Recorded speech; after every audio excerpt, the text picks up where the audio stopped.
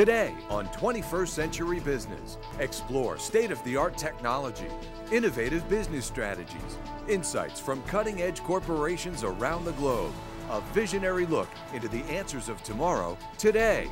Business leaders, business solutions, 21st Century Business. Welcome to 21st Century Business. I'm Jackie Bales. In tough economic times, it's no longer possible to rely on gut instinct for business decisions. Thanks to the internet, consumers and competitors can constantly check prices and opportunities. So, what's a smart company to do? Well, our next guests say a smart company uses sophisticated analytics to make better pricing, discounting, and inventory decisions to maximize profits. We're joined by Dax Cross, President of Revenue Analytics. Thanks for being here, Dax. Great to be here, Jackie. Also joining us from Revenue Analytics is Dax's brother, Zach Cross, Senior Vice President, Revenue Management Strategy. Welcome to you too, Zach. Thanks, Jackie. Dax, first of all, why are CEOs focused so heavily on pricing right now? Well, Jackie, in these uncertain economic times, demand is soft, but also costs are rising rapidly. So CEOs realize that they're going to have to take some kind of pricing action, but they're very concerned about what impact raising prices would have on demand. Absolutely. Zach, tell us about Revenue Analytics, the company, and how you're working with clients to address these issues. Well, really, our unique client engagement model involves us having three core skill sets. Our revenue management strategy consultants, who are the business experts, our operations research consultants, who are the mathematical experts, and our data and software engineers. And with those three core skill sets, we're able to develop custom proprietary solutions for our clients. Recently, an example of this is we were working with a large automotive retailer. They are working on rolling out now a pricing and inventory optimization solution that we believe will be a game-changing competitive advantage for them. Wow. Dax, what is the impact of rising costs and sluggish economic growth on industries like manufacturing and distribution and retail? Well, both manufacturing and distribution and retail are traditionally low-margin businesses, so players in those industries get particularly squeezed in these types of economic times. In manufacturing and distribution, we're seeing that firms are having to discount more heavily to win the big deals. And on the retail side, the retailers are having to go to consumers with more sales and promotions in order to really drive volume.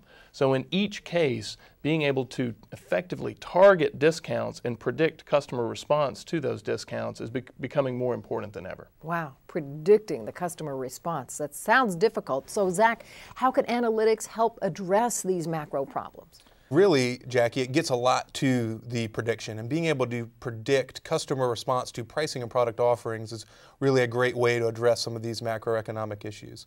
So for example, one of our clients, a large medical products distributor, recently worked with us to develop a sophisticated simulation tool to understand what the customer's response will be to an off-invoice discount. And using that tool, they were able to maximize their decisions regarding manufacturer incentives and how much do they need to discount on each product to each individual customer segment in order to maximize total profitability for a vendor line.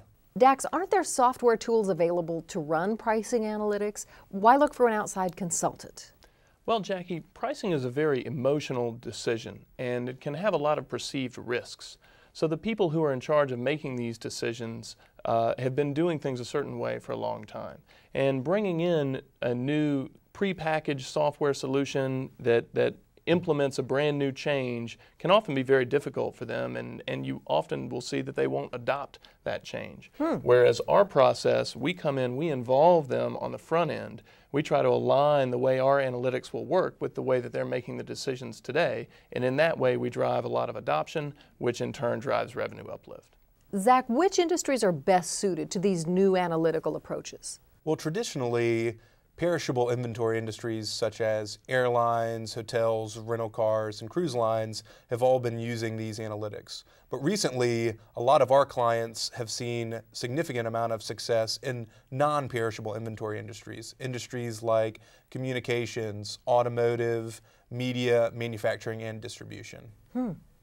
So most of our clients are Fortune 500 companies that fall into two categories, either industries like hospitality, cruise lines, rental cars who have been practicing pricing and revenue management for quite some time and are looking to take it to the next level, or in industries like automotive retail or service and parts, or manufacturing and distribution who are just beginning along the journey in this area.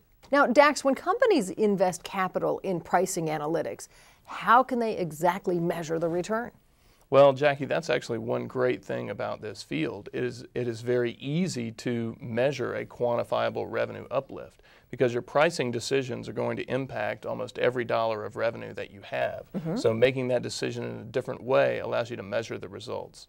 So for example, one client that we worked with in hospitality had hotels that tried their new pricing capability that we had worked with them to design, and they used it for a few months, and then we had a control group of similar hotels that were in the same market, similar size, similar business mix, and we were able to measure a 3% uplift of the test group versus the control group. And they felt so confident in those test results that they published the results in their annual report. Wow. So you really did a scientific experiment to prove your point. Exactly. Rigorous scientific experiment, and CEOs aren't used to seeing that type of quantification of benefits after the fact, after they've invested.